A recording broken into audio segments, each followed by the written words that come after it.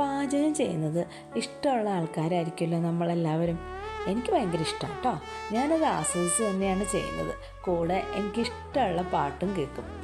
ആ ഒരു സന്തോഷത്തിനിടയിൽ ഞാൻ എൻ്റെ സ്വപ്നങ്ങൾ മാറ്റി വെച്ചിട്ടൊന്നുമില്ല. കാരണം എനിക്ക് ഒരുപാട് സ്വപ്നങ്ങളുണ്ട്.